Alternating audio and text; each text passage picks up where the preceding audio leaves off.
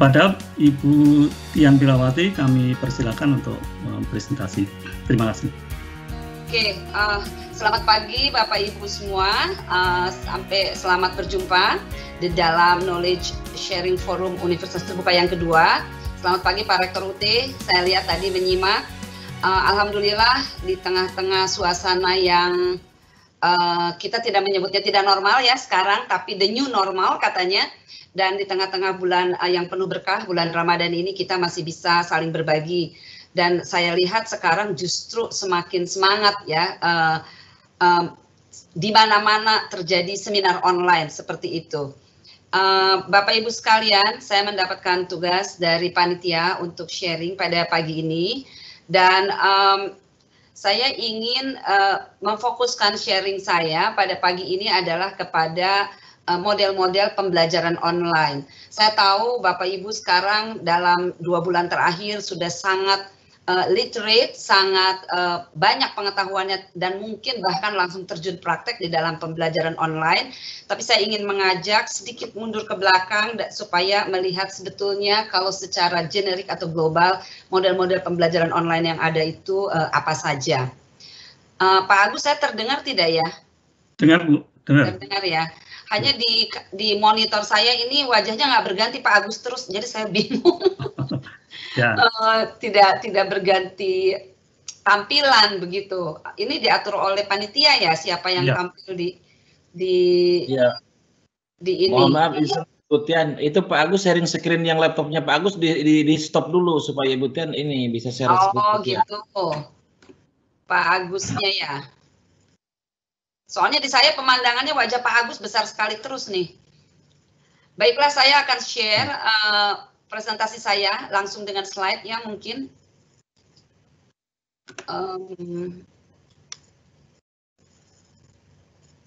Oke, sebentar.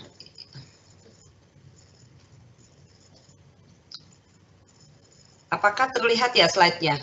Terlihat, Ibu.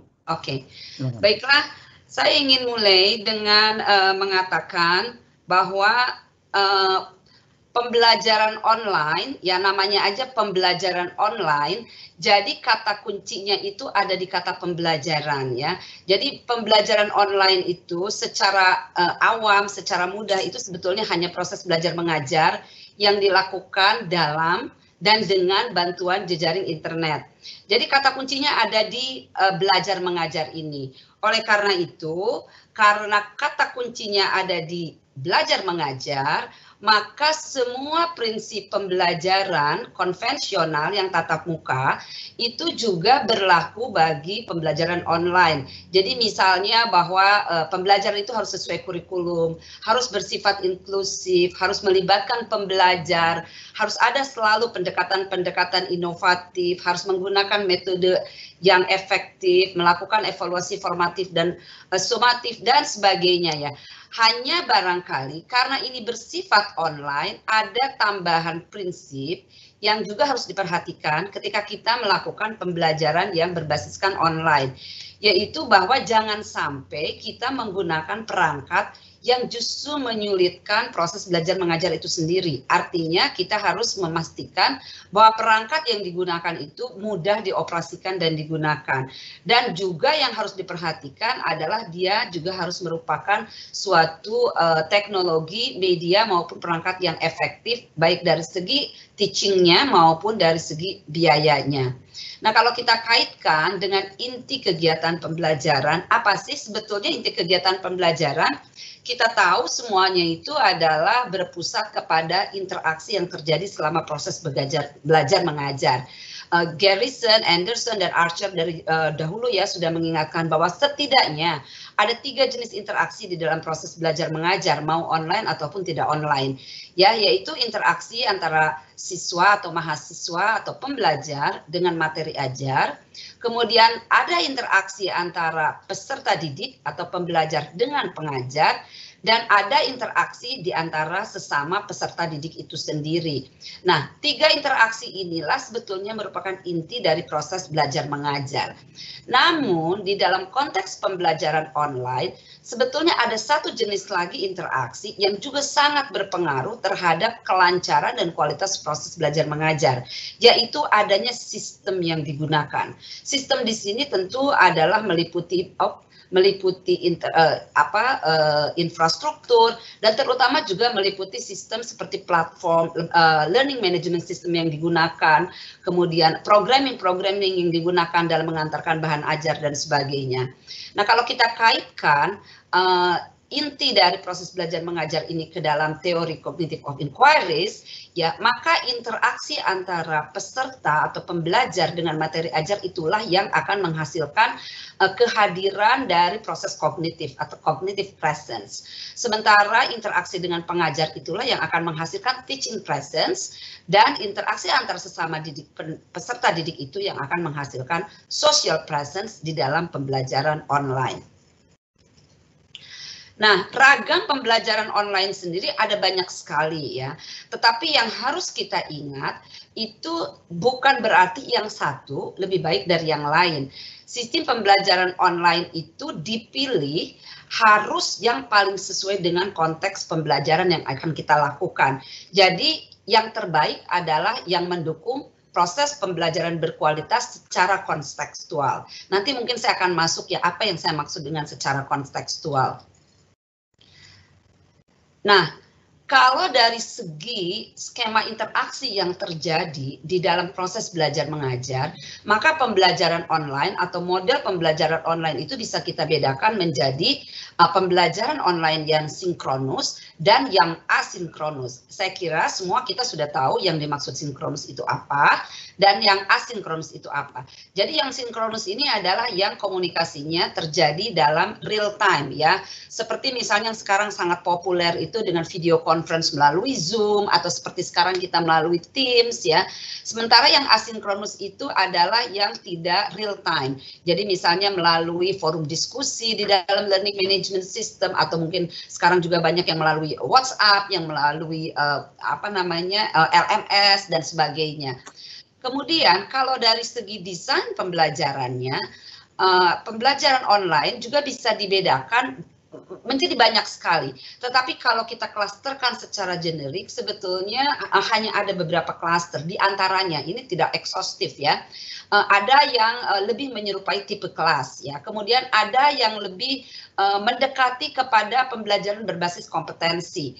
Kemudian ada yang lebih ke arah pembelajaran kolaboratif. Dan mungkin ini yang tidak hadir atau tidak terlalu marak di pendidikan tatap muka adalah model pembelajaran online yang lebih bersifat komunitas praktisi.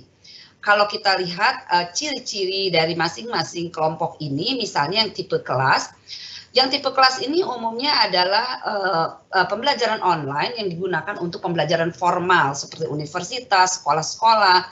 Dan umumnya ini lebih memindahkan materi yang biasanya disampaikan di dalam kelas itu ke dalam kelas-kelas virtual ya, dengan menggunakan suatu platform tertentu seperti misalnya learning management system. Jadi di dalam pembelajaran online yang tipe kelas ini, pembelajarannya masih sangat struktur dan umumnya masih teacher centered. Jadi pendekatannya itu masih berdasarkan ya pendekatan pendidikan kognitivisme dan behaviorisme. Sementara itu, kalau pembelajaran online kolaboratif itu sudah lebih menerapkan kepada pendekatan pembelajaran konstruktivisme, di mana pembelajaran itu dirancang berdasarkan suatu masalah tertentu yang ingin dipecahkan bersama. Jadi biasanya perencanaan pembelajarannya dimulai dengan mencari masalah yang ingin dipecahkan bersama. Tetapi di sini juga masih lumayan cukup terstruktur, sehingga peran guru itu masih juga cukup dominan, baik sebagai fasilitator, sebagai sumber informasi bagi keseluruhan proses pembelajaran, dan yang terutama di sini guru atau dosen itu menjadi penghubung antara kelompok siswa atau kelompok mahasiswa yang sedang melakukan pembelajaran kolaboratif ini dengan norma dan ranah keilmuan yang dipelajari. Jadi masih ada keterkaitan yang sangat erat dengan teori-teori yang memang harus dikuasai oleh pembelajar. Nah, di sini kalau dibedakan dengan yang tipe kelas tadi, yang umumnya itu teacher centered sehingga sangat berpusat kepada sumber belajar, di sini inti pembelajaran itu adalah pada diskusi yang dilakukan oleh para pembelajar itu sendiri. Sementara itu kalau berbasis kompetensi, ini lebih kepada biasanya ini untuk pembelajaran online untuk hal-hal yang meningkatkan kompetensi atau keterampilan yang bersifat teknis. Dan umumnya keterampilan itu ditetapkan terlebih dahulu, kemudian dijenjangkan begitu dari mulai kompetensi yang terendah sampai yang tertinggi. Dan untuk setiap pencapaian tingkat kompetensi itu biasanya diberikan semacam badge atau emblem sebagai tanda bahwa seseorang itu sudah mencapai keterampilan yang ditargetkan untuk tahapan itu. Dan di sini di dalam praktik pembelajaran berbasis kompetensi itu biasanya sangat bersifat personal dan banyak penyelenggaraannya itu lebih bersifat self-paced begitu dibandingkan dalam suatu kurun waktu atau jadwal yang lebih terstruktur dan ketat begitu ya. Nah, model pembelajaran online komunitas praktisi ini lain lagi. Jadi ini umumnya lebih banyak untuk pembelajaran yang bersifat informal dan mungkin non formal ya to some extent ya. Dan ini umumnya berbasis kesamaan minat, kebutuhan atau tujuan. Jadi misalnya barangkali ada sekelompok petani atau pengusaha catering begitu di suatu wilayah. Kemudian mereka secara berjejaring begitu berkomunikasi dengan para pengusaha catering di daerah lain lagi. Dan disitulah mereka menemukan kesamaan minat, kebutuhan dan tujuan. Kemudian mereka saling berbagi praktik baik, berbagi resep, mungkin dan sebagainya, pengalaman, sehingga di sini lebih berbasis kepada pembelajaran eksperiental. Juga ada unsur konstruktivismenya karena mungkin mereka akan memecahkan masalah bersama dan sebagainya. Dan yang terutama di sini sangat berbasis pada pendekatan pembelajaran konektivisme. Jadi di sini tidak ada guru yang bersifat sentral, tidak ada sumber belajar yang bersifat sentral. Anggotanya itu juga biasanya tidak terlalu berorientasi kepada teori ya, tetapi lebih kepada kebutuhan-kebutuhan atau hal-hal yang menjawab kebutuhan mereka pada saat itu. Nah, model pembelajaran lain kita juga bisa lihat dari skema penyelenggaraannya. Kalau dari skema penyelenggaraan, kita bisa bedakan antara pembelajaran online yang masih bersifat blended, jadi ada yang sudah berbasis online-nya, tetapi ada juga yang masih berbasis tatap mukanya misalnya, tetapi ada juga atau kebanyakan makin ke sini adalah yang full online. Jadi keseluruhan pembelajarannya itu dilakukan secara online. Nah, kalau misalnya Bapak-bapak, Ibu-ibu, teman-teman banyak yang sudah mendengar istilah MOOC, Massive Open Online Courses, ini sebetulnya salah satu sempalan atau contoh praktik dari pembelajaran yang fully online. Walaupun memang sekarang ada juga pembelajaran MOOC yang tidak fully online, misalnya dilakukan oleh Commonwealth of Learning untuk negara-negara kecil di kepulauan atau negara pulau-pulau yang kecil anggota Commonwealth atau negara persemakmuran Inggris ya, itu mereka mengkombinasikan juga dengan pengiriman bahan ajar melalui flash disk atau VCD ya. Nah, di dalam blended learning ini yang sudah banyak dipraktekkan di Indonesia. Jadi banyak sekolah-sekolah perguruan tinggi sekarang yang sudah mulai memanfaatkan online learning, tetapi tetap utamanya itu berbasis tatap muka, sehingga mereka kita istilahkan blended learning. Blended learning ini juga ada yang pengertiannya, ada yang mengatakan blended dalam satu mata pelajaran atau mata kuliah tertentu, ada juga yang blended misalnya dalam level prodi, program studi begitu, sebagian mata kuliah online, sebagian mata kuliah masih berbasis kelas misalnya ya. Walaupun memang aslinya blended learning itu adalah penyelenggaraan pembelajaran dalam mata pelajaran atau mata kuliah yang sama, yang sudah mulai sebagiannya itu dilakukan secara online begitu ya. Nah, yang menarik dari blended online ini adalah konsep flipped classroom yang sebetulnya marak digunakan itu pada pendidikan dasar dan menengah, terutama di negara-negara maju ya. Flip classroom ini disebut flip karena betul-betul di flip begitu ya, dibalik gitu antara kebiasaan mengajar tatap muka di kelas-kelas konvensional. Kita tahu misalnya di Indonesia, kalau kita melihat taksonomi Bloom misalnya, biasanya di kelas itu guru-guru itu mengajar dengan menjelaskan teori, memberikan menyampaikan informasi-informasi yang sesungguhnya dalam taksonomi Bloom ini masih masuk di ranah bawah, yaitu untuk mengingat dan memahami saja. Jadi belum tingkat kognitif yang tinggi. Sementara itu misalnya selalu kemudian diberikan PR. Dan PR umumnya misalnya disuruh mengarang, disuruh membuat proyek dan sebagainya, yang sebetulnya tujuan kognitifnya itu udah higher order of thinking. Jadi udah unsur menerapkan, menganalisis, mengevaluasi, dan mencipta. Nah, dalam flipped classroom itu dibalik. Ketika bertemu di kelas, justru digunakan untuk melatih ini, menerapkan, menganalisis, mengevaluasi, dan mencipta. Sementara ketika mereka di rumah, biarkan mereka membaca sendiri informasi-informasi yang sifatnya faktual, yang sifatnya hanya untuk mengingat dan memahami, yang mungkin dikirim dulu melalui platform atau melalui email atau melalui metode-metode lain. Nah, dalam blended learning, sebetulnya sebaiknya kalau ingin ada nilai tambah, maka proses pembelajaran itu harus di-flip seperti ini agar lebih mendapatkan nilai tambah dari kekuatan online learning itu. Nah, jadi kalau dahulu kala pendidikan dan jarak jauh itu selalu dibenturkan seperti dikotomi antara tatap muka dan online, sekarang sebetulnya sudah menjadi satu kontinum di mana tidak ada lagi mungkin yang murni tatap muka karena selalu ada proses pengayaan secara online, paling tidak di kota-kota besar, dan ada yang sudah banyak yang full online. Jadi MOOC itu salah satu yang full online. Nah, flipped classroom di antara kedua ini ada blended. Blendednya juga levelnya macam-macam ya. Jadi sekarang itu segala tingkat blend ini antara online dan non online itu sudah sangat beragam. Namun demikian, apapun model yang dipilih, pendekatan apapun yang dipilih, sebetulnya tahap pengembangannya adalah sama, yaitu harus melalui suatu perencanaan yang ini adalah yang paling penting. Harus mengenali calon pembelajar dan kompetensi awal mereka. Kalau kita sudah mengetahui ini, maka kita bisa mengetahui dari mana atau pendekatan pembelajaran mana yang paling sesuai. Nah, kalau misalnya PJJ atau online learning untuk SD kelas bawah atau bahkan kelas atas, apakah kira-kira cocok ya kalau pendekatan komunikasinya itu hanya asinkronus misalnya? Apakah cocok ya kalau desainnya itu langsung misalnya konstruktivisme? Apakah kira-kira cocok ya kalau misalnya semuanya online alias tidak blended? Nah, ini semua pemahaman kita akan pembelajar dan kompetensi awal dari calon pembelajaran kita targetkan itu akan mendikte secara tidak langsung model-model pembelajaran yang seharusnya kita terapkan. Not to mention juga adalah situasi dan kondisi dari aksesibilitas calon pembelajaran itu terhadap teknologi.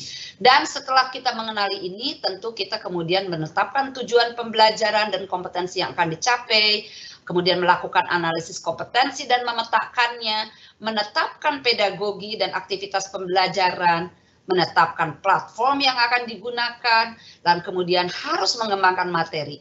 Nah, ini mungkin juga yang berbeda. Di dalam pembelajaran jarak jauh, termasuk online, materi itu memang sebaiknya disiapkan sejak awal sebelum pembelajaran itu dimulai. Jadi tidak karena pada prinsipnya dalam pembelajaran online itu proses itu berjalan sepanjang waktu.